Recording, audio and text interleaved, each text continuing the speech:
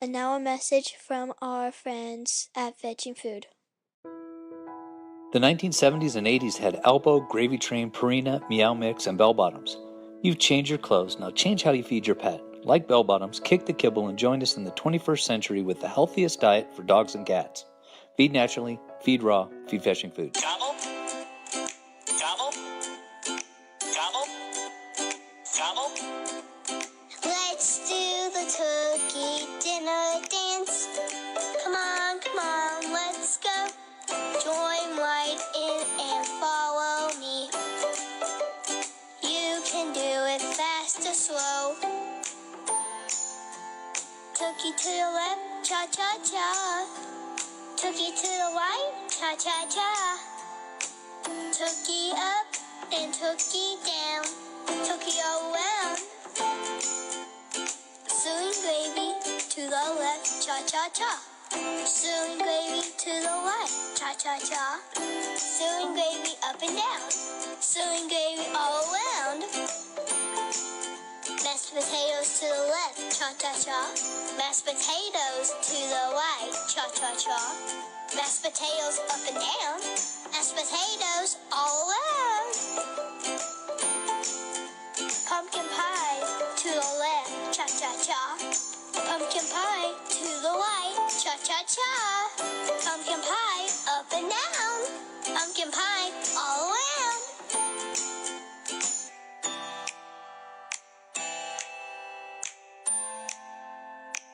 Happy Thanksgiving, everyone. Gobble, gobble, gobble, gobble, gobble, gobble. Now this is exciting. Our second podcast. All right, but listen up, Cleveland. No more of your long stories, all right? Yeah, people aren't used to boring podcasts. Oh, I'm sorry. I suppose they ought to call me Jelly, because sometimes I get on a roll. None of that. Hello, pups and kittens, and welcome to another fun-filled and informative episode of the Groomer Next Door Podcast. I'm your host, Chris Green, and joining us this week is a dear friend. Somebody I honestly do call my friend, and somebody that I am very honored and deeply grateful to have been able to have become friends with. You've heard his commercial right here on the podcast, and returning to the podcast this week is Troy Allison. Troy is an amazing chef, and I call him the mad scientist. There's a lot of reasons why. He is amazing when it comes to cooking. He is a culinary genius, and the pets are there to rave. If he had a Michelin star, he would have 2 Michelin stars. If he had 2 Michelin stars, they would give him them all. Trust me when I say this, he is that good. And I'm so glad we get to sit down, have a good conversation, and talk about what's been going on. Now, again, you guys all heard a special episode with a special announcement with Troy and the 2 crazy cat ladies, which I was very, very honored and privileged to be able to do. And I'm very grateful and thankful that they trust me like they do. Well, by that sound, Troy is about to enter the podcast studio. So with that said, welcome Troy Allison of Fetching Foods back to the podcast.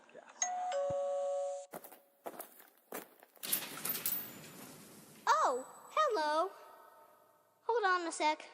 Dad, we have a guest on the podcast. All right. This week, returning to the podcast. Now, you've heard him every week, but returning is Troy Allison of Fetching Foods. Thank you for being on the podcast. Hey, Chris. Thanks for having me back. This is fantastic. What's funny, from 1 year ago to today, we have really never stopped talking. Odd, right? Yeah, that's true. We established a relationship and hit it off, and we're talking all the time. It's funny because people always say, "What is this that you do?" And you went through the same thing, and it's like, I don't know how to tell people. It's almost kind of a friendship that starts, and we go from there. I've never been able to put it into words. I mean, maybe you can put it into better words than I can, because I still don't know what we're doing after 4 years of making this thing.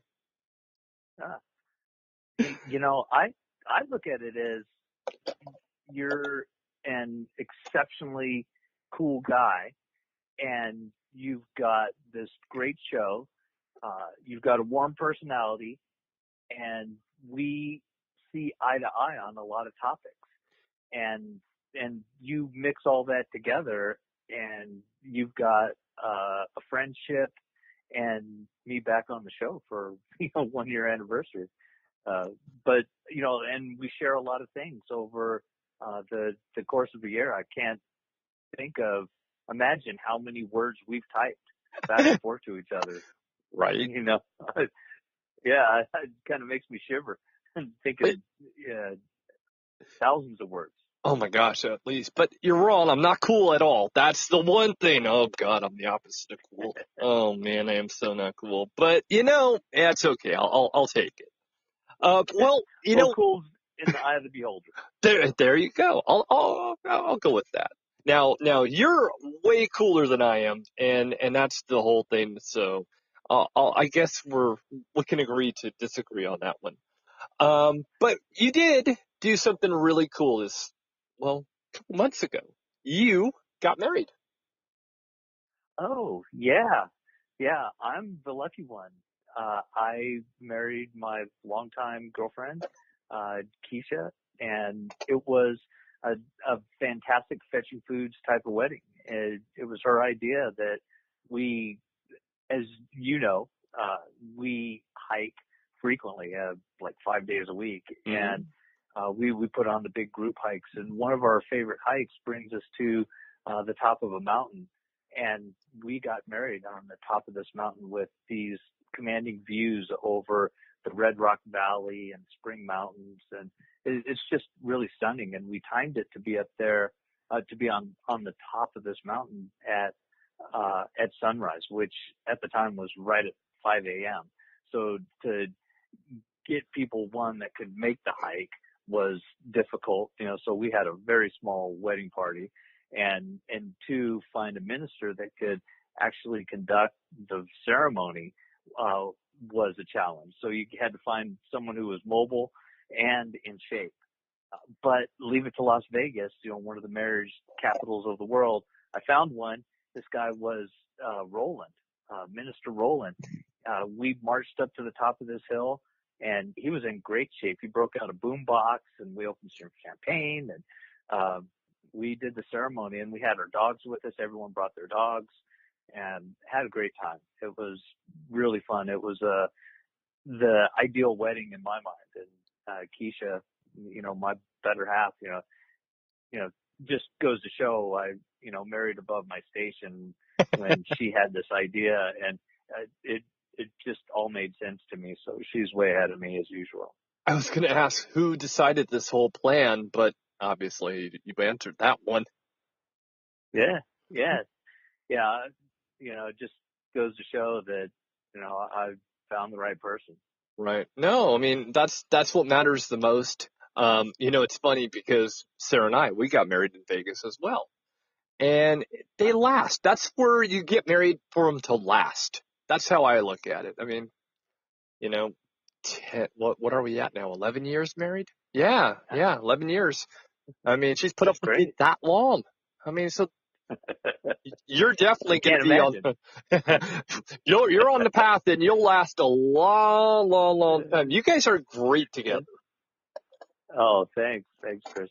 Yeah, I think when you put a lot of emphasis on the relationship rather than having a grand wedding, try to keep up with the royals.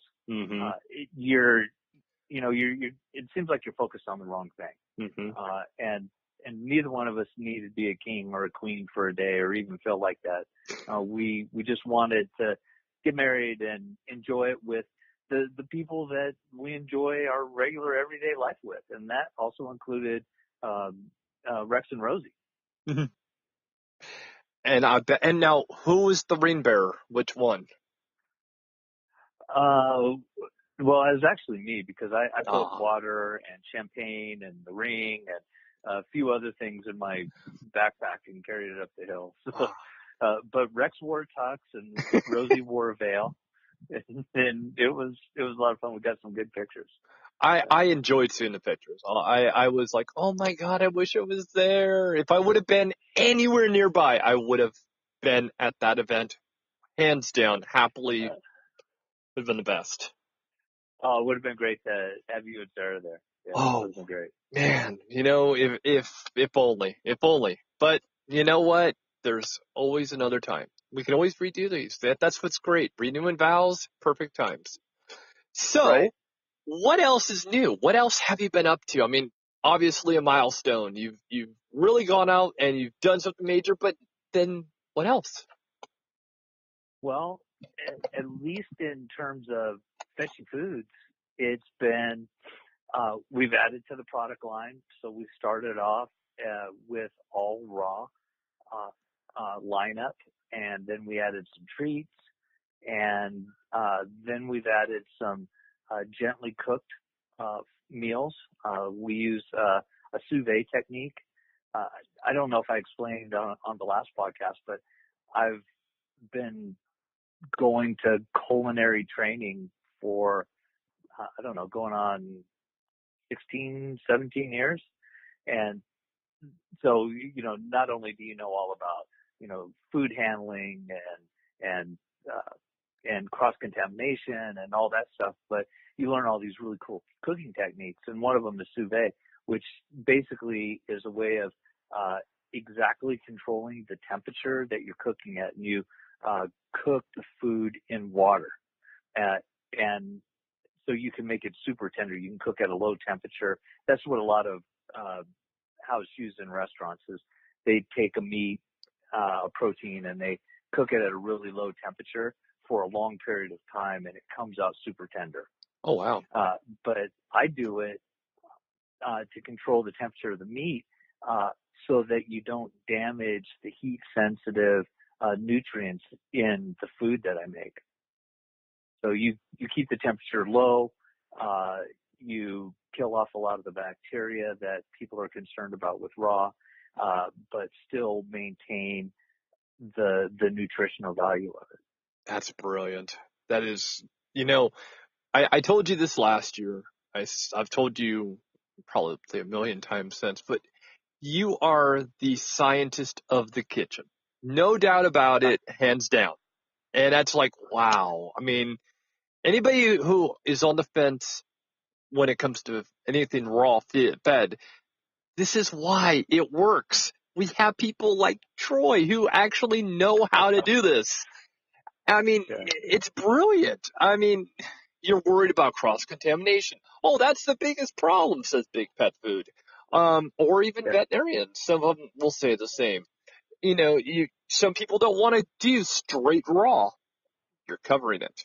Now, do you remember our very first conversation of how it all started?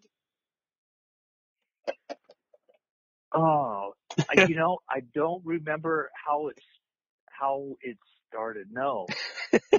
So it was funny. And I love to share insight to how things always work. A little bit behind the scenes in a sense.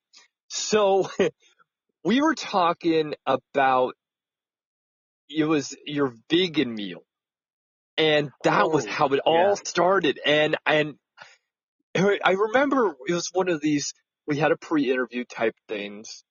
And you were kind of like, okay, he's going to jump on my back and he's going to give me crap about this. I never did. And you could tell, you were like, you're waiting for it. And we recorded, you were still waiting for it. And, that's never been part of the MO for this. But, I look back and I think of our original conversation and I'm like, wow, who would ever guess that, two people could, come together in such just a bizarre, situation like this and become really good friends. And I guess I look at that and I really enjoy it. Yeah, same here, Chris. And I do remember that vegan conversation, and it's still a controversial topic. Oh yeah.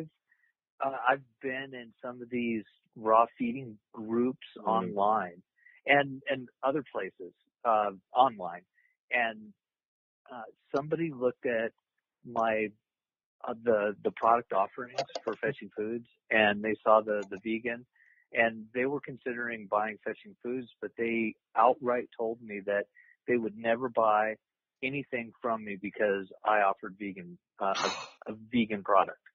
That's ridiculous. And that I'm absolutely out of my mind and some kind of crazy person to offer a vegan food for dogs, a nutritionally complete vegan food for dogs, as a matter of fact. Oh my God!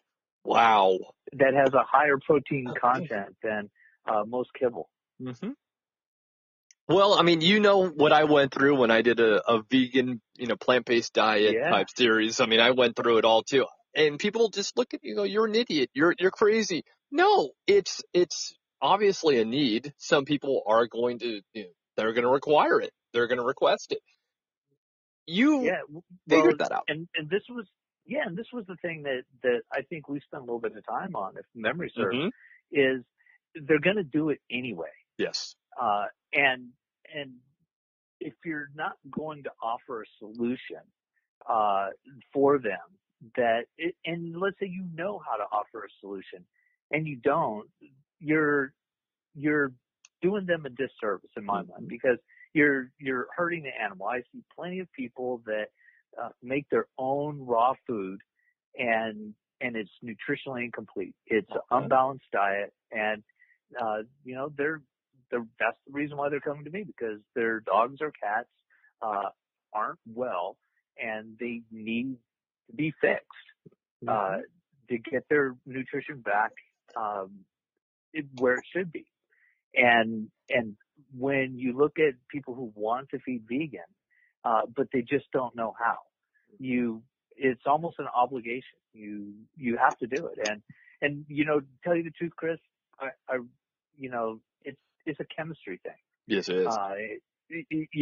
If you just look at pure chemistry and not where the chemicals are that you need to operate a cat or a dog's body, you can create that makeup in food and put it into the body, and the body will operate. It's like, some cars take unleaded, some take diesel, some run on natural gas, etc.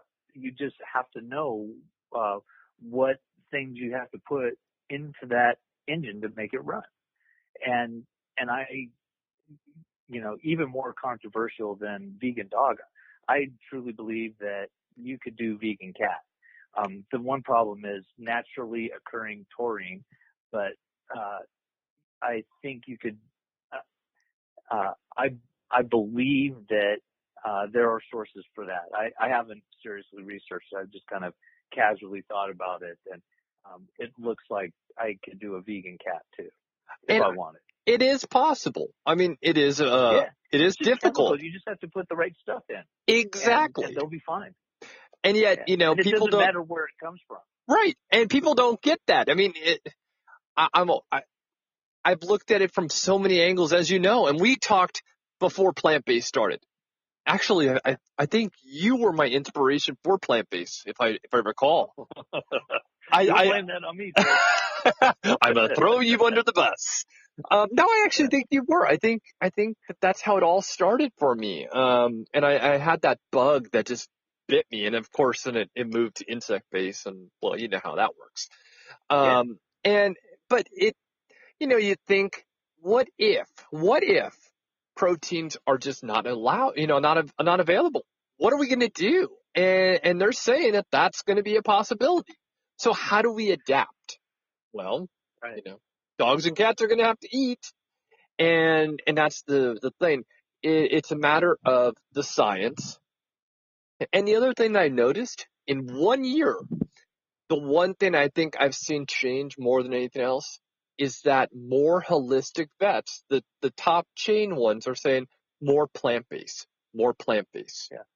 Which a year ago, they weren't saying that as much. I know we had that conversation, but they weren't on board as much as they are now. Now it's plant-based and put some fruits in there and mix in this.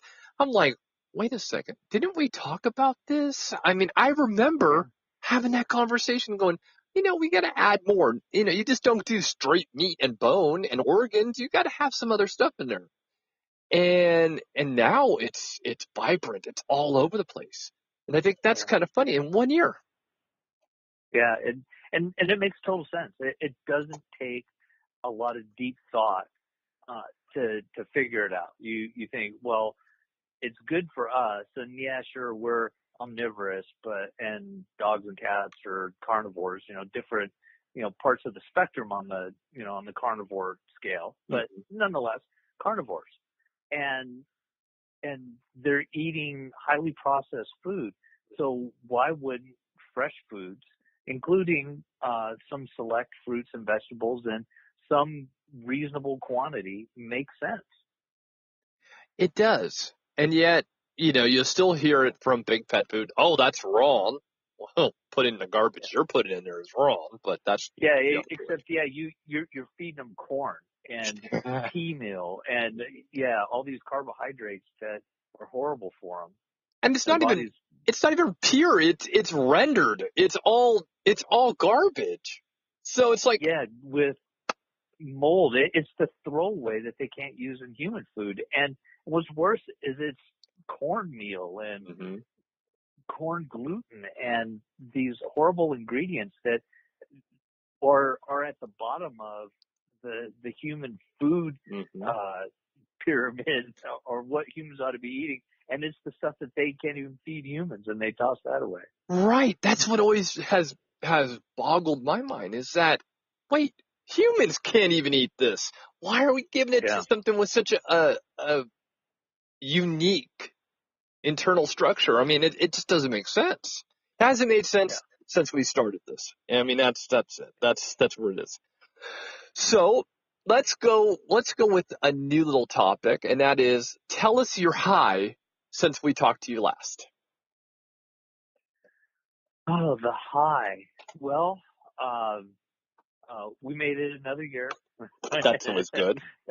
So that's positive. Still around. I don't want to tempt fate, because it's always a possibility. But no food recalls.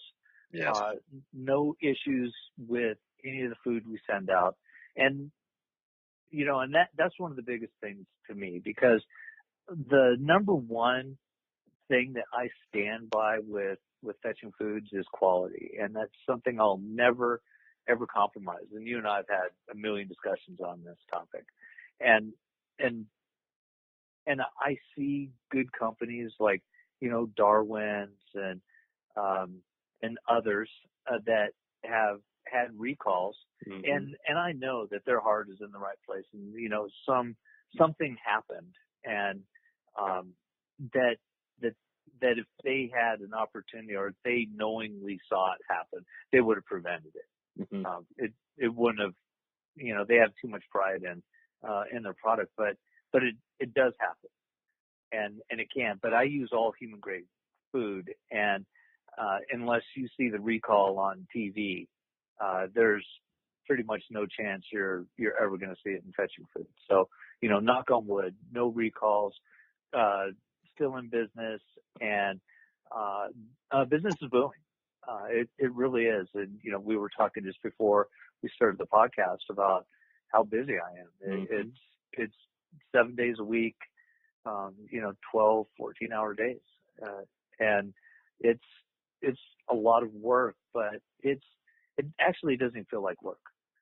Maybe that's another high, Chris, is that it doesn't feel like work. And I wake up at about 4:00 every morning, and I'm jumping out of bed. I just can't wait to get started. I love what I do, and delivery day is my favorite. I get to, when I deliver here in the Las Vegas area, I get to go and see pets, and they're happy to see me. They love the food guy, and I get to pet them, and everyone's happy. It's a great moment. It's not like, being a vet, as important and great a job as that is, a lot of animals don't appreciate going to the vet. Like we don't appreciate going to the dentist. It's not a reflection on the dentist or the vet. It's just, the circumstance in which you're meeting them. And, I'm get to meet them in the house. I'm dropping off food. Everybody's happy. I actually don't mind going to the dentist. Is that weird? To me, that's weird. Well, actually, I don't mind either. I take really good care of my teeth. And So it's rare I go in there and anything needs to be done. But it's that phobia most people have. It's like, oh my God, I gotta go to the dentist. And it's like, yeah, it's not that bad. I actually don't mind. But hey, to each his own. Right. Yeah, I'm with you. I've never had that. But a lot of people do. That's the thing. Plenty do. Yeah. Plenty do. All right. So we went to the high. Let's go with the low. What was the low for you in this last year?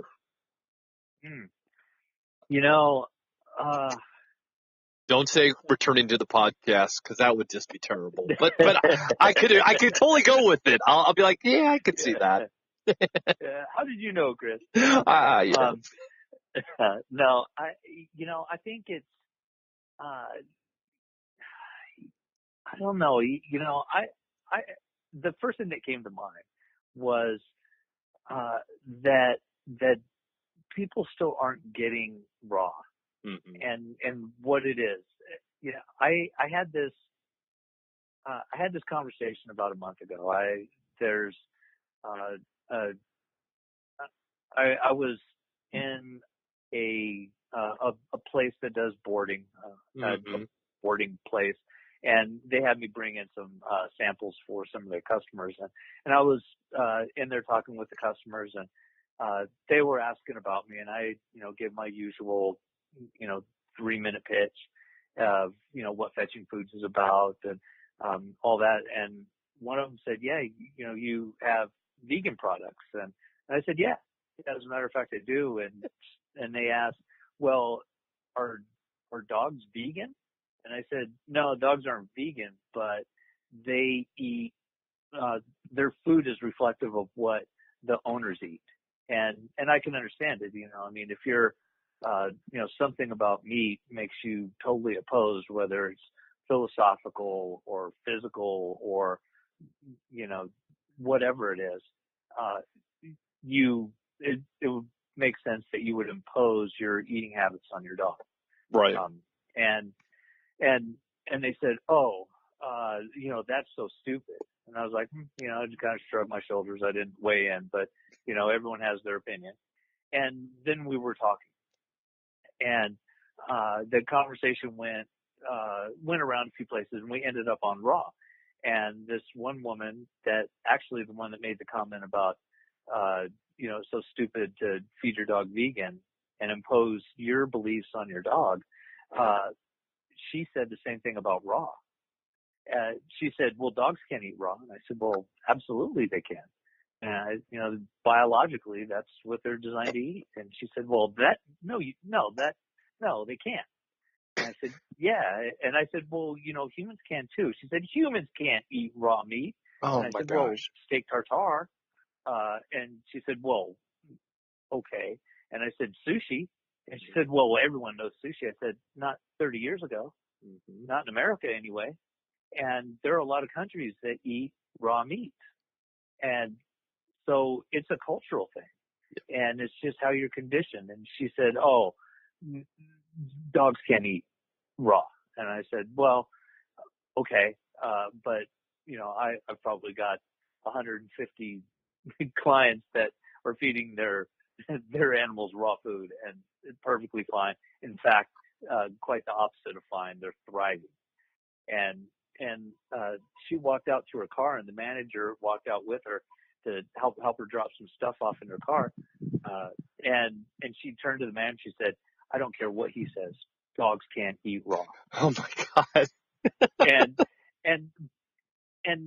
I go to these events, and occasionally I'll go to events. I don't do it very often, and set up a booth and talk. And inevitably, I get within the first 20 minutes of when they open the doors and let people in, I get into a conversation about raw and how you can't feed your animal raw, and I also get the conversation about how Blue Buffalo is the best food on the market, and you can't feed any better than that. And how my dog or cat is a physical freak. It can only eat Cheetos and blackberries, and it lives just fine on that. And my cat's unique, or dog, whatever. And you have to hear these crazy stories and bite your tongue. But so I would say that's the low point, is the lack of nutritional knowledge among pet owners, and how they just think that because they've been conditioned so well by expert marketing and advertising that they ought to feed kibble. And when someone presents an idea outside of the box, they seize up and they entrench back into the idea that kibble is the only way to go. And anything beyond that is completely foreign and should be instantly rejected. It's almost to the point where you're going, are you kidding? Really? Have you not heard of, their ancestors and how they ate? That's usually how I started. It's like, well, wolves. It's just saying. Or even a cat. Or even a cat. Even your house cat will go out and eat a bird or a mouse. Well, last I checked, that's raw. I've never seen a cat make a campfire before. No thumbs. Yeah, that's why. They would, but Yeah, the thumbs. Yeah. It's funny you say that. Keisha says, boy, I wish we could, have the dogs go over and, get something out of the fridge. And I said, well, they would just make the excuse that they don't have thumbs. I like it. It's kind of funny because, we see it. A lot of people don't. And you're like, well, with technology the way it is and us all immersed in our phone, how do you miss this? How is this completely still a taboo kind of conversation? And people are looking at you going, well, that's because, these pretty little bags are here and that's all my dog needs. It's like, no, that's not. Or even down to chew toys that are harmful. You're like, that's not a treat. That's not a toy. That's a choking hazard. Right. Yeah. A digestive blocker. Yeah, You want to block your dog or cat's GI tract? Give them some of this. Right. I mean, it's shocking on how people look at it. And I mean, we have it every so often where inside the shop, we'll have somebody bring a toy, like a plastic bone. And I look at this thing going, why would you do that? I mean, and all these chew marks all over it, pieces missing. They've ate some of it, and you're like, yikes. And people will go, oh, I just got this great treat. And you look at it and you go, ay, don't give that to them. Why not? It's harmful. Look at it. I mean, it's not even a normal color. And you're just like, we just ask people, would you eat it? Would you do it? Yeah, that's a good point. I mean, that's the test I do with all the fetching foods is would I eat it? If I wouldn't eat it, it doesn't go in the food. Well, I mean, I don't, as you know, I don't eat meat, but my dogs and cats do. Yeah. Well, but you haven't always not eaten meat, and it's a philosophical thing for you. You just, it's not like you're allergic to meat. No. But if you had to, you could eat, a gram of meat to test it, and make sure it's okay. I mean, right. There's no harm in, as long as you're feeding it. But if you look at it and go, from just the idea that you wouldn't, it's so rancid or disgusting, you wouldn't even put it in your mouth. Right. That's different than looking at it and go, well, that looks good, but I don't eat meat, so I'm not going to have a little slice of that. Yeah, I've had that conversation. Well, I don't eat meat, so my dog doesn't either. Well, that's not the way to look at it. Let's back up a step or two. Yeah, some people are like that. I mean, that's, the whole vegan food thing. Oh, yeah. I do worry about people who try to feed their cats vegan. And, It's a struggle. That's a hard one. When I did the whole plant-based diet. Yeah, and it had, and we talked to that kibble company. It's like, yikes! You look at it and go, this just isn't right. Where's your proteins? I mean, how do you supplement that? And the supplement wasn't valid. That's where I drew my conclusion. I'm like, well, Well, when you make kibble, you use high temperatures, and at least, we're talking cats, taurine is temperature sensitive, and it's one of the 11 essential amino acids that cats require. Mm-hmm. Because you need 22 to make a protein, and cats need 11, dogs need 10, humans need 9. And if you're making kibble, it's processed at such a high temperature, you have to add taurine back into it. Mm-hmm. Yeah, so you're going to have to supplement anyway. I mean, yeah. So, why not, just make your little Soylent Green tablet and, just all, everything, one little square and, be done with it. And, rather than try to call it a vegan meal, it's, just like taking a big multivitamin. Well, that's always a complaint, though. If you actually look around on different pages, they're like, oh, no, you shouldn't be putting all these supplements in. It should already come in the food. Yeah, well, it should, because it's, your body's set up to process food naturally, not take a bunch of synthetic nutrients in and process them. It's hard on the body. It is. You were asking a question earlier that I wanted to, we were talking about raw and why people still believe that kibble's the way to go despite having all this technology. I blame Google for that, because if you Google, and everyone Googles. I Google as much as anybody, if not more. Mm-hmm. But when you Google, it just returns the most popular answer, not the best answer. Mm-hmm. That's very true. And if you only go down to I was in with a group of people, and somebody asked a question about how many, when you Google something, how many of you go to the second page? And I was the only one that raised my hand. And so everybody just looks at the first few results, and that's the answer that they go for. And then they have the claim that they researched.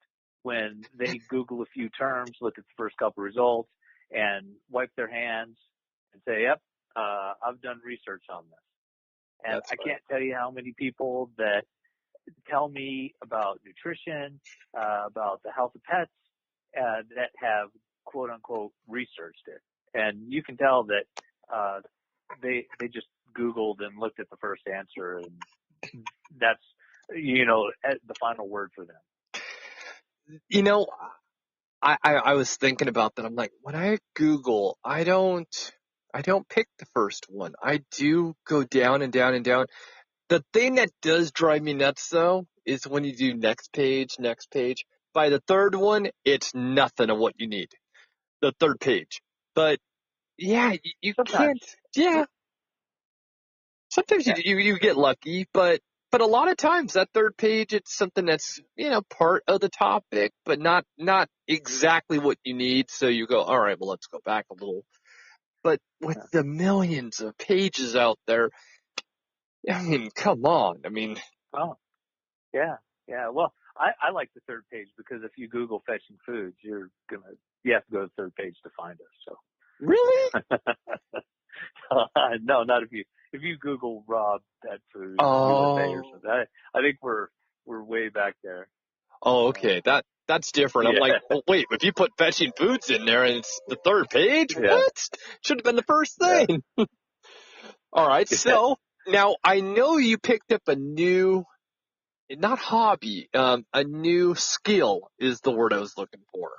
And that one I would love to know more about, because I was like, oh, this is cool. We were talking about it, I want to say, 2-3 weeks ago? It's something like that. We were talking, and you're like, oh my gosh, have I told you? I'm like, no. So do share, please.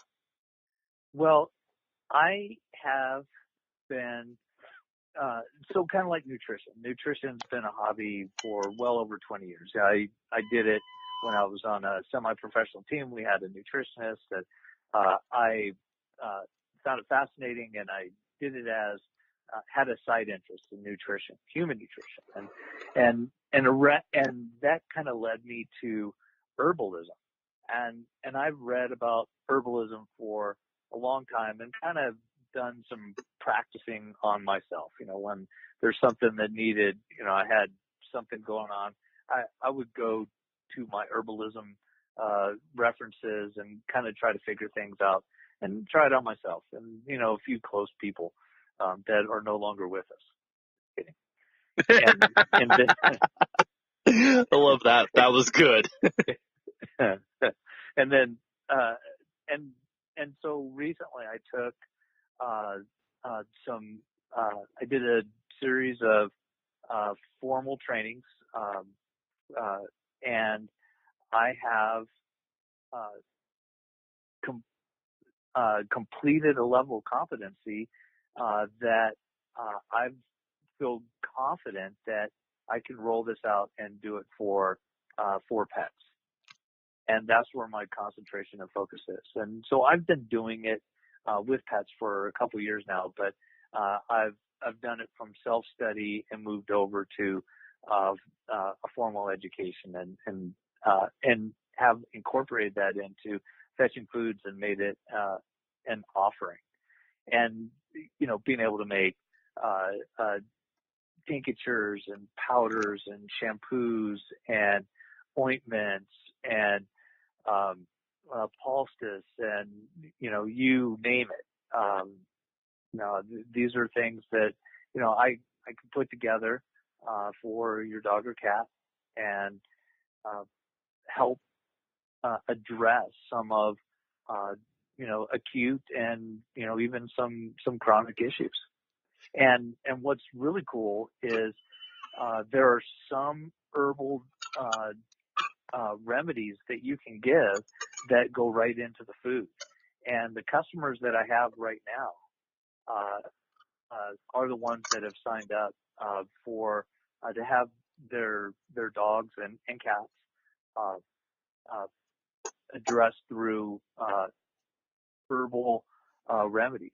And I've been able to incorporate about half of this into the food, and seeing results. It's really, really cool stuff. You have become the holistic whisperer for kitchenware. I mean, you know how to do all this stuff. I mean, I can pour a bowl of cereal. That's where I'm at. That's my level. You're like, I can boil water. But here you're like, I'm the mad scientist of the kitchen, and it's like, oh man, that's so cool. I mean, I don't even know where to start with all of this, and you're like, oh yeah, I've been doing this, and I'm like, that's so cool. You have now become, really, you are the holistic king of it all, for no doubt. Well, you're being extremely generous, Chris. I'm serious. I mean, you're better than majority out there. I mean, you've taken raw feeding and have enhanced it so much that it's almost to the point where I'm like, I am so proud to be able to say, I know this guy. I mean, seriously, it's at that level. Oh, thanks, Chris. That means a lot. And a lot of people. So it's really humbling when you say that. Honestly, I always tell people, I have my friends and I have people that I really look up to that are friends. And I say this seriously, and one thing that you have learned about me is it's not BS. It's all honest, and that is, I honestly respect you and love what you do, and that's why I think we became such fast friends and have remained that way. So I'm going to throw you. I'm going to throw go ahead. a real curveball now. Here's the one that got you last time. Soapbox moment. Oh, the soapbox moment. Do you remember you told me, you sent me a message, you said a week later, you're like, I'm still pondering that. Yeah. I thought Well, that was funny. it's a tough one. I think I've soapboxed a couple times since we started this particular interview, but you know, it. I really I'm yeah, okay, so you got me again. I had to do it. Yeah, I Chris, I go back to just being dismayed by uh, so many people, even highly trained people. Dr. Lori Kroger, your good friend. I love her work. She does great stuff. I love the interviews. I listen to everyone that you guys have done. Um, there are some vets out there that are just exceptional. She's in that company. And then there's the rest of them. Mm-hmm. And I think people look to the vets with so much reverence that anything they say is taken as an absolute. And I think that the large pet food companies have done a really good job of solidifying their position in the market by paying for the training of the vets in these veterinary schools and inserting their products and influencing what the vets learn about nutrition. And so they then pass that down to their clients in the office. And I can't tell you how many sick animals that we have that once we move them over to a raw-based, fresh diet, fetching foods and how well they get. One example was one of my first customers. There's a vet I know, and I did some marketing consulting work for him, and in exchange, I wanted him to tell a few of his clients about fetching foods, and he grudgingly did it. And I still have this customer today. She has a dog that had terminal cancer, diagnosed 3 months to live. And I think this vet kicked this dog over to me because there was nothing he could do. He was like, yeah, this sinking ship, it's the Titanic. Here, you can go ahead and have this one. And that dog is still around today. Mm-hmm. And doing great. You can reverse kibble. That's really where we're at here. You can reverse it. You can't cure it, but you can reverse some of the effects that come with it. Yeah, you can tamp it back. It's like a forest fire. Uh-huh. You can contain it, and you can, like you said, you can't cure it. You can't cure a heart murmur. They're just things that you can't fix. But what you can do is you can really slow the progression. You can give the body an opportunity to fight it with a strong immune system. And the immune system is so suppressed in kibble-fed animals once they start getting sick. It's this downward dive that you can't pull up from unless you change the diet. And this vet that we were having a conversation over lunch, and he leveled with me. He said, Troy, 80% of everything I see in my office is either because of or could be fixed by diet. Mm-hmm. And you know what he feeds his dogs? Fetching foods? Yes. That's a good thing. But his office is filled with Hills Science Diet, and guess what he recommends? Science Diet? And yes, and he's also bound by contract, where he can't tell people to go. So he was risking his contract by telling me. But so So it's really the pet food companies keeping their grip on consumers and how they've occupied all of the different information channels to pet owners and really made it difficult for people to change their mind. I mean, you just sound like a heretic if you suggest feeding a dog raw in some circles. Oh yeah, you're nuts. You're absolutely crazy. Why would you do that? Why are you trying to kill your dog? I mean, yeah, it's insane. I mean, and that's a great segue to the next part of it, which is Vicky Larson. You were the one who said you need to interview her. She's awesome and everything, which, of course you were right. And look at what she's been through. And whether it's early, 90s or even now on Facebook, you still have the same garbage happening. And you're just saying to yourself, this doesn't make sense. This is where I just don't get it. And the pet food that's in these vet offices, it's a way for them to make money, but not in a right way. It's you're pushing drugs.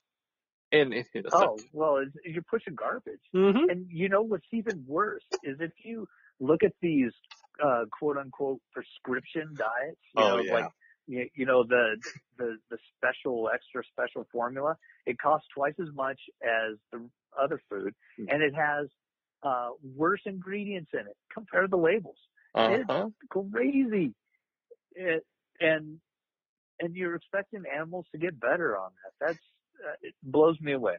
Oh God, it's awful. And you don't understand, how is it that you could push? I've asked different veterinarians, not the holistic ones, obviously, but the other ones. And I said, how can you honestly push this garbage? It works. No, it doesn't. Yeah. Well, they don't believe it. But I also understand from a vet's point of view that it's the safe option. If I recommend that you make your own food, well, I don't know your skill level in the kitchen. Right. You could give yourself and your whole family salmonella poisoning, right. And then I would be at fault because I recommended it. You know how litigious Americans are. You could make your dog sick by feeding an imbalanced diet, which is what most raw feeders do. They feed an imbalanced diet. And if I just recommend this kibble, it's not going to hurt your dog. Your dog may not live to be the oldest dog ever, but it's going to live a decent life. And I'm not going to get sued, and I'm not putting the dog in harm. It's going to be okay. It's fine. And so I understand that mentality, and we're coming from kind of an extreme point of view that you need to put the very best things into your pet's diet. Mm-hmm. And just like you would your own body. And I think this is where we, the people that huddle around, follow your podcast and, or Fetching Foods people and, whoever else, other folks that we're kind of on the extreme edge, that we think our pets deserve the same quality of food and care that we have and we give, or that we get. And other people go on. Don't believe that. Yeah. I met a guy last week. He said, my max, I told my wife already, my max is $1,200 vet bill. And if any vet bill goes over $1,200, you got to put the dog down. Oh my God. And he said it with his chest out. He was proud. He thought that was a cool thing. And I just kind of, what do you say to that? I don't know. I don't even know what I would tell people. I'd be like, I gotta go stand over there, so that I don't insult you anymore.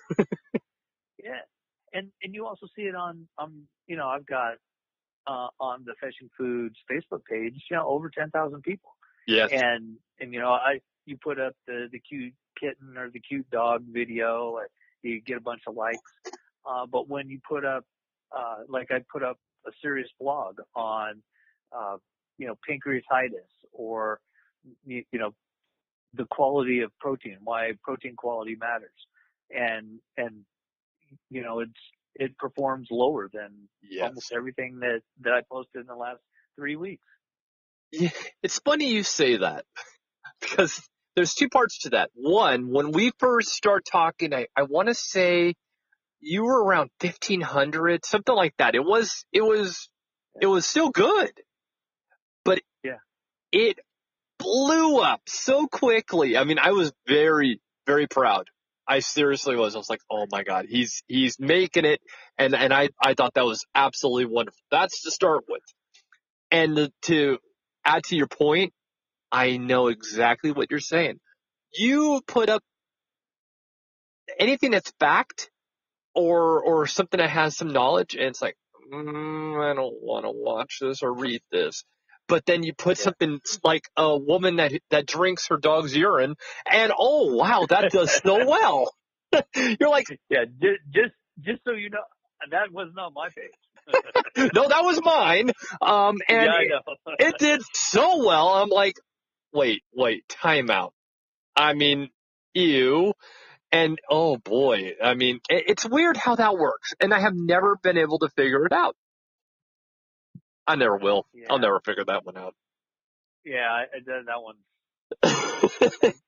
Yeah, I think I know what the answer is, but it's one of those things you just don't want to admit because you want to have more faith in humanity.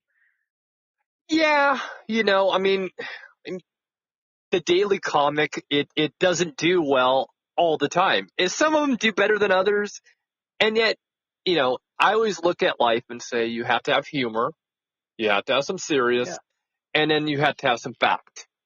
And if you put all those together, you're okay. But man, fact, nobody really wants to see it.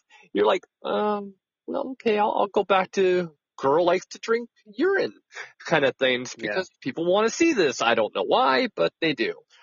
So hey, that's where we are. And it's funny how you said that because I was like, oh my God, that's what was going through my mind today too. I'm going, why is this doing so well? You know how it comes up and says boost to receive, to get to 5,000. Oh, yeah. Like, I'm not boosting that. That's awful. Right. Yeah, and what it is, that it's just one of those spectacle articles. And it's sensationalized, and and that's what bubbles to the top, not what I consider a thoughtful article written for kind of the layperson on pancreatitis in cats, and which is a really serious issue. It's probably the biggest thing that I get contacted about treating or addressing with diet is pancreatitis, cat pancreatitis. I would imagine so. And I remember when it went up, I was like, ooh, something to read. And I read it, and I was like, this is awesome. And of course, in my mind, I'm like, everybody's going to love this. And when you tell me that it doesn't perform well, I'm like, really? This is what it's all about. And shocking because, you would think that would do well. Now, of course, if Rodney or Karen did it, it would do really well. Oh. So I always say that. I even had that argument about plant-based and insect-based. If they said it, you all would love it. And that's just how it works. So, I get that. Well, those are the rules. And, that's how it works. That's how it works. I mean, even if Jay and Adrian, when they say things, people listen. And that's one of the differences that I'm like, well, you're at that level. And I know for a fact Jay is listening. And I say this to her all the time. You're at the top. You've made it there. You don't want to, admit it because she's so humble, but you're there. You're right at the top of it. And I'm never going to be at that point, and I'm okay with it. But they handle it well. And, Jay and Adrian, those are two of the nicest people. And thank you, Chris, by the way, for introducing us. You're the reason I know them. It's a perfect fit. But again, here you go, though. I have people that are already at the top. You're one of them. You're right there with them. And I'm happy to be right there in the pit watching you guys succeed. And I enjoy that. I really do. Yeah. It doesn't, I guess there are a lot of ways to measure success. And maybe this is how they look at it but just speaking for myself is that I'm far from successful. In my mind, I think I have a good product. I want to get it out there more, because there are a lot of animals that need the help. And we've talked that I will never compromise the quality.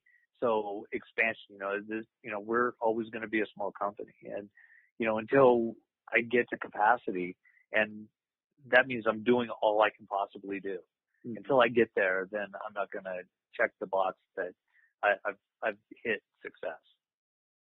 I disagree. I mean, respectfully, I think that you're right where Jay and Adrian are. I think you're right there. I think you guys are at the top level. So when you say, "Oh, I don't think that I've measured to the success," I'm like, no, I disagree. I really, really disagree. I mean, in 1 year, just to look at the 1 year difference, it's night and day. I mean, you went literally over 10,000. I mean, I haven't looked at where your numbers are, but you have gone over the 10 to even 15,000 likes in just that short time, where they did the same thing. They had the same progress. When I first talked to them, they were, I want to say, right around 1,200, and then they jumped up just like you did. Oh, they're in the 40s, I think. Now they are, yeah. Me secretly being envious and looking at how many people they have. And here I am, and I'm going, I wish I had that kind of level of what Troy has. And that's the measurement. We're always going to look at. They look at Karen and go, I wish I had the millions. That's how it's going to always be. We always look to have more. But no, not me. I don't envy what Karen and Rodney have. I mean, I think it's great, but that's not anything I've said is something to achieve. I just want to help as many pets as I possibly can without compromising the quality of the food.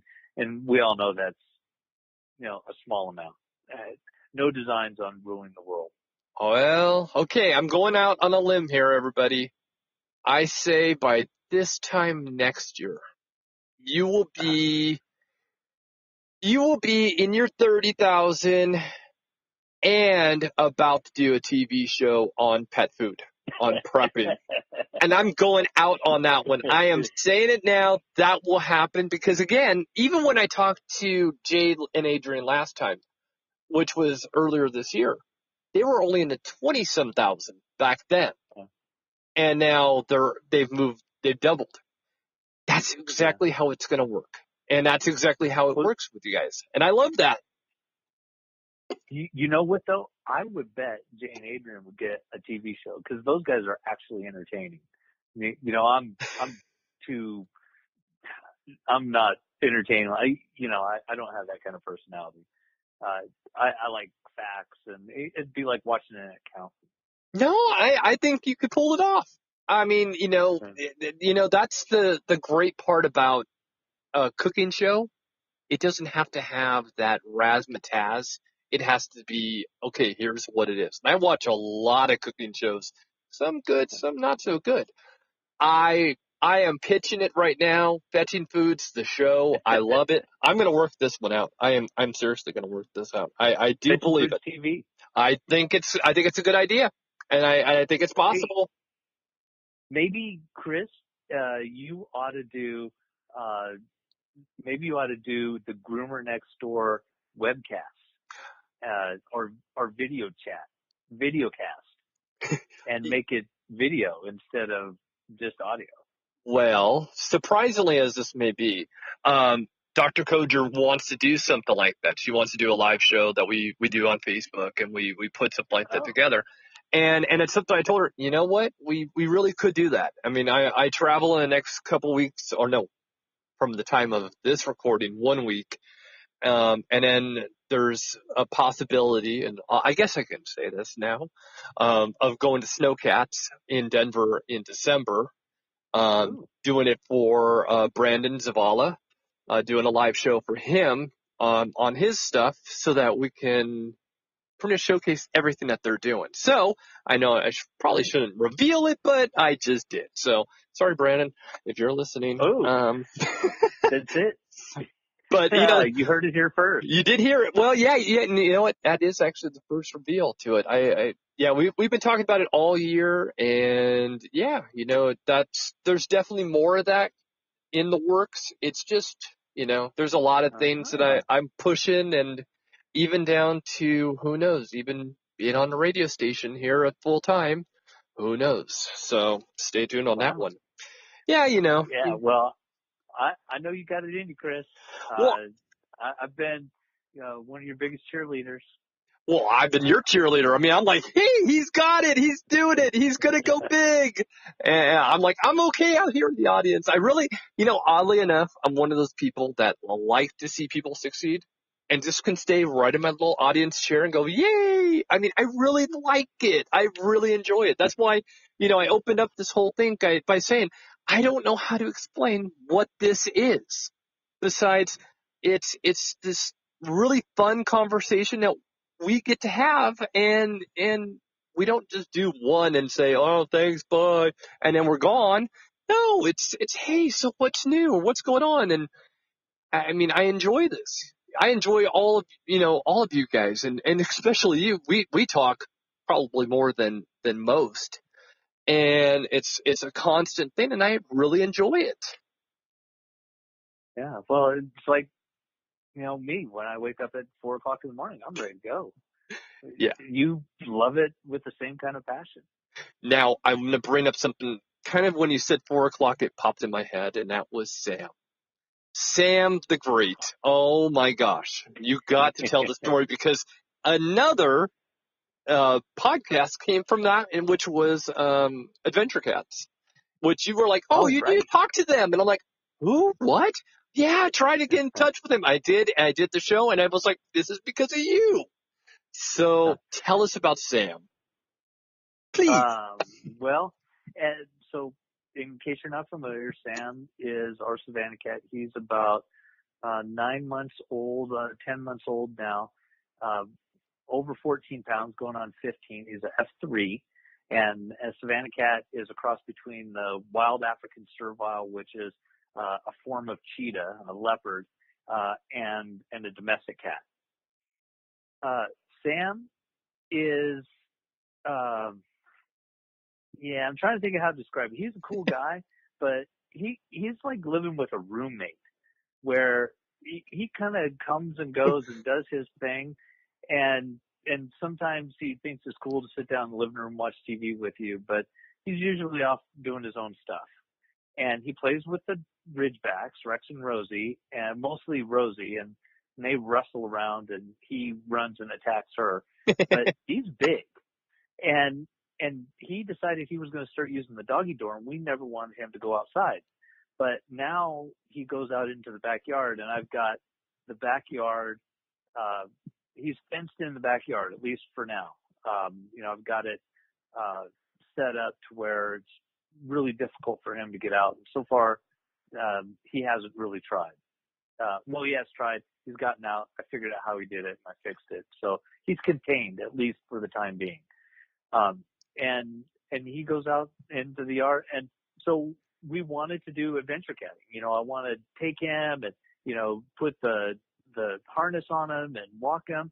Sam doesn't do anything Sam doesn't want to. And because he has that leopard in him, he does some next level craziness stuff. Like he's more athletic than any cat I've ever been around.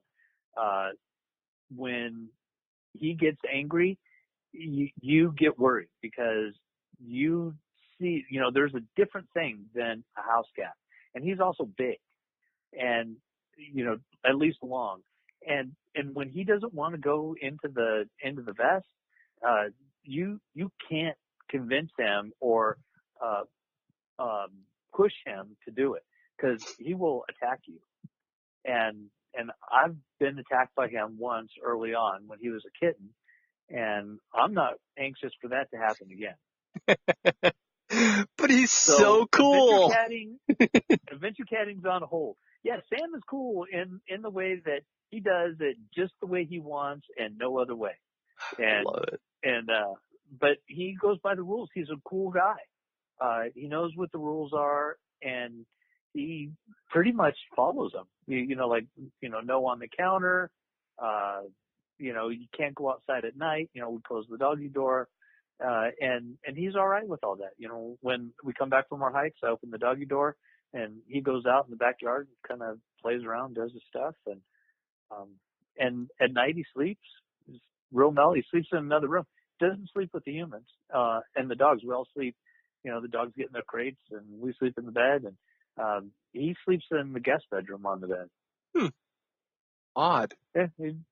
He just doesn't want to hang with us, but he'll come down and, give some scratches and then he's like, yeah, that's enough. And then he leaves. I remember when you started the Facebook page for him, and I think I was one of the first. I mean, there was like 2 or 3, and I was like, yay! And I love the photos. Oh my God, do I love them. Like the one today, or was it yesterday? I've lost track of where I'm at, but he just had that look of, why are you here? Make me some food. I loved it. Yeah. Yeah, he can be a cat hole. That's kind of what we affectionately call him. I love that. He's a great guy. I mean, I really do enjoy. And Keisha loves him to death. She just wants to pick him up and hold him, and squeeze him and pet him, but he doesn't have any of that. You're not going to hold him, and you're no one. And people have said, oh, well, what about someone stealing him? I was like, yeah, I'd like to see that happen. Go ahead and grab him when he wants to go. Because Sam operates on a different level than any domestic cat I've ever seen. You would be in for a big surprise if you didn't let go of him. That's funny. That is some real funniness. Now, I've been wondering this for a little bit now, and with the little bit of Sam and your science and everything that goes with it, I've been wondering, when are you going to sit down and write a book? Oh, wow. I've never even thought about that, Chris. Really? Oh my gosh. I'm like, you're perfect for it. You know what could, is some of these blogs is, they could be expanded into like chapters, and you could stitch them together. And create a book that way. That's not a bad, it's an interesting idea. I've never really thought about it. And I don't know if I have the writing skill to do it, but it would be, helpful, even if it was an informal ebook kind of thing, just a collection of helpful stuff that is different and deeper and more expanded than the blogs I have on the website. I don't know. I read your stuff every time you have a blog come out, every time your monthly newsletter comes out. And I'm like, wow. I mean, you can write. You have that ability. You can write really well. And that's why I'm like, wait a second. When's a book coming out? Whether it's, chapter 1, the early years, chapter 2, getting into culinary arts.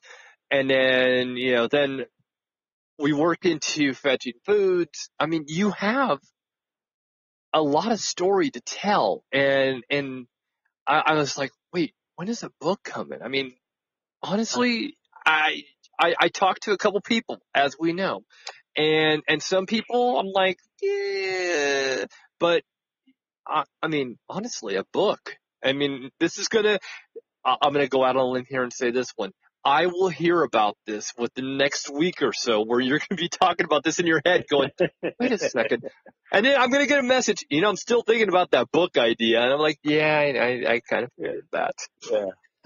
Well, the thing about the book is if Facebook is any indication, I'd have sales of about 6. I get that too. Yeah, I get that. Maybe 7, but seriously though, with your connections, you do have them, and you have, great people who publish you and will promote you. I think that you have it. I think you have something there. And it's just a thought. Again, I'm going to hear about this in a week or so. You're going to send me a message saying, I'm thinking about this still. And I'm going to say, yeah, I kind of knew you would. So, Yeah. Well, you have predicted things before, Chris. So. I predict a lot of things. They just don't come true. Yeah. Not all of them. I'm not going to debate you on this. Yeah. So maybe. Yeah. I actually kind of like the idea. I never even thought of it, but it's not. Yeah. You may be on something. I think so. I think here's where I see in the next 6 months for sure. You will video blog some kind of cooking and kind of test that out, where you'll do a Facebook Live making a prep. And then the next thing will be your own show. But I do see a book before all of this is up. Before the year is up, you're going to be like, yeah, I'm writing a book. That's how I see it. That would be cool. Well, the year, it's only 3 months.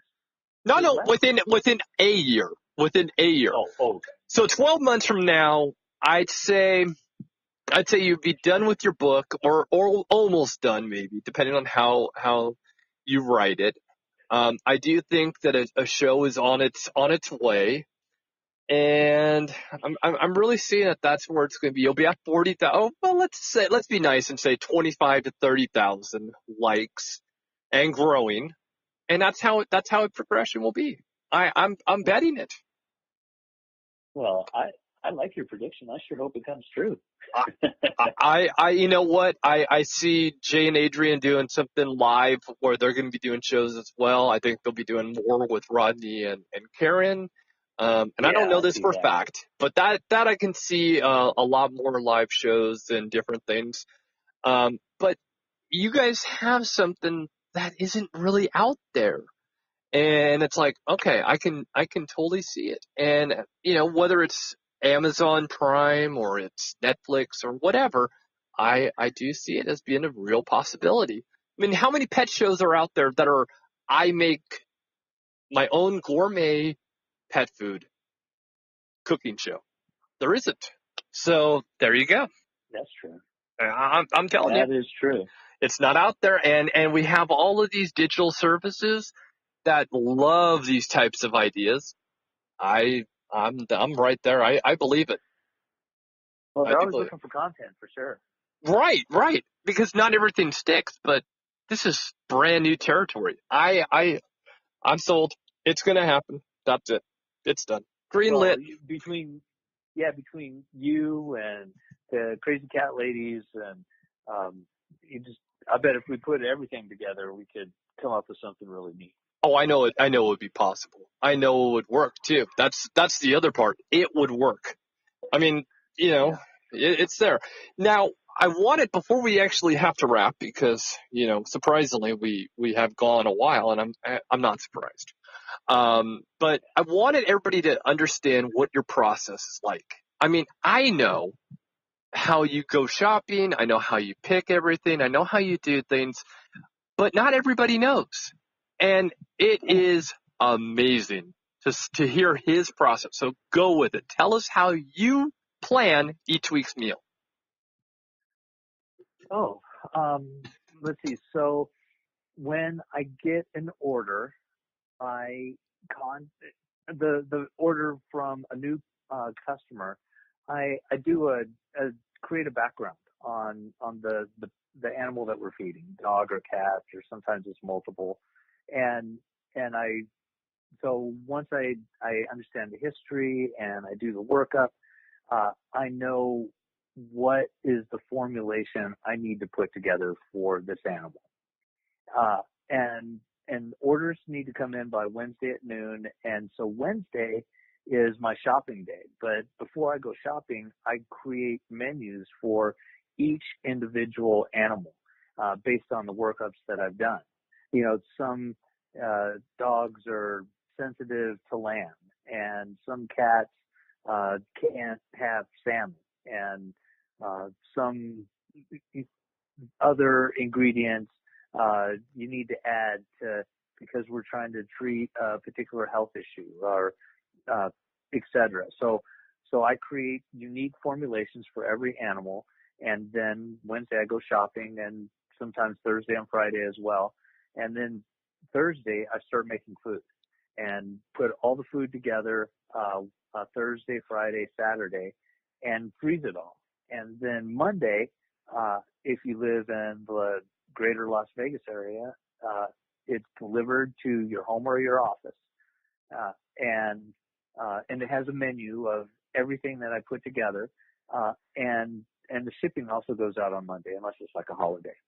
But when I go shopping, when I walk into the store, and this is, you know, people ask me this, is, you know, I just, you know, I want to order the, you know, the chicken meal or the lamb meal. And I say, well, I don't do that.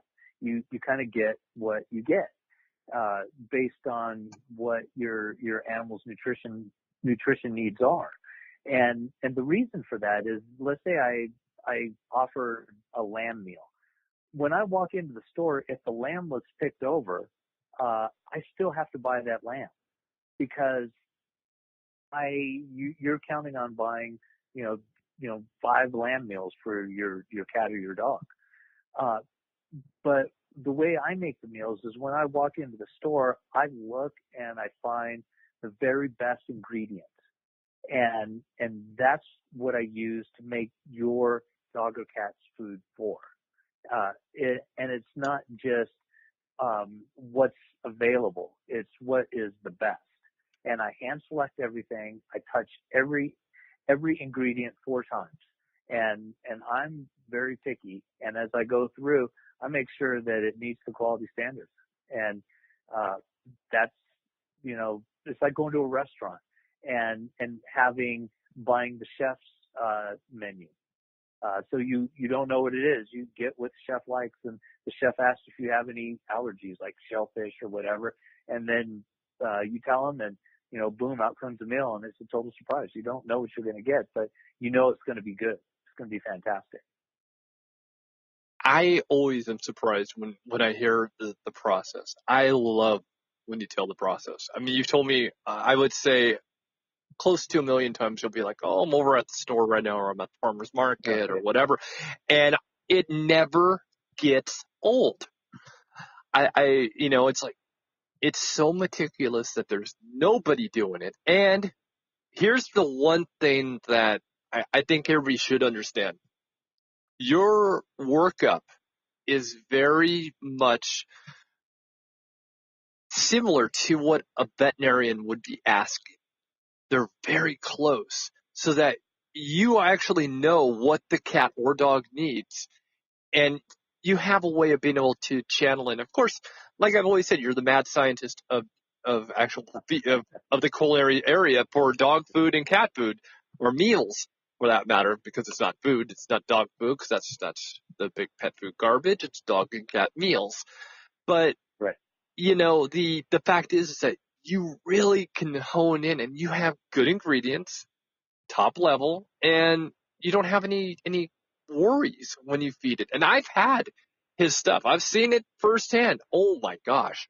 I was like, wow, my dog's eating better tonight than I am. And I say that seriously. I don't joke. It is serious. It is like, maybe I'll just throw it on the stove and make it for myself. I mean, seriously. It was just amazing. So and again, thanks, Chris. Why do you think I talk to this guy all the time? There's a reason. He is a master of the kitchen and knows what dogs and cats want. That is for sure. Oh, thanks, Chris. Well, that's a hell of an endorsement. Well, you know, I always said I would never put anybody on this, especially a commercial before a show starts, I wouldn't put just anybody on there. I have to believe in them. And one thing I have to tell people is that, yes, he is on the commercial, but tell them how much I charge you for that. Yeah, absolutely zero, which I'm eternally grateful for. And do you know why? Enough, Chris. And do you know why? Because I believe in this guy. I really do. And that's the truth. I believe in you, and I love what you do. And that's why I'm also very happy to say this is my friend, and I really like this guy. And if you're ever thinking about dog food that it's garbage, get a dog or cat meal from him. He is amazing. And I even have your cards. I have your stuff in my shop. I preach it. You know I preach it. You've heard it so many times. I know you do. And I still, to this day, will say, hey, ditch the kibble, go with, something that's really good. So. Oh, I appreciate that, Chris. I appreciate you. And I'm proud to say that the Fetching Foods commercial is, by data, the very best commercial you have on your show. I agree. I wouldn't have just anybody, and that's why people think, oh, well, you're only being nice because he's your sponsor. No. He's my friend, and this commercial is because I believe him. Always and forever. That's how I feel about it. Yeah. So what have we not covered that we should have covered, or is there anything that we should have talked about? No, I think we just ran out of time. Nothing new. I could keep going. Yeah. Yeah. You're so easy to talk to, Chris. You're like the Howard Stern of podcasts. Well, I mean, I try not to do the shock jock kind of thing, but I have a good time doing this. Well, so. I meant I know. Being able to make people feel comfortable and draw out less information. That's the whole point. You're supposed to have fun. That's what's missing on radio nowadays. It's not fun anymore. So maybe, we'll see how that goes. Well, all right, folks, go to fetchingfood.com or go to the Facebook page, which I go to all the time, and I like to see all your stuff, which obviously I comment all the time. And thanks, Troy, for being on. I appreciate it. Hey, Chris, thanks for having me on. It's another amazing time. I thoroughly enjoy it. I always have fun. Well, go for it. I was going to say, yeah, I'll talk to you soon. And now, did you have a sign-off that you wanted to go with? Because, you've been on now twice. You got to have a sign-off. No, other than, see you in a year. There it is. All right, folks, I'm Chris Green. Have a fantastic week. Bye-bye, everybody.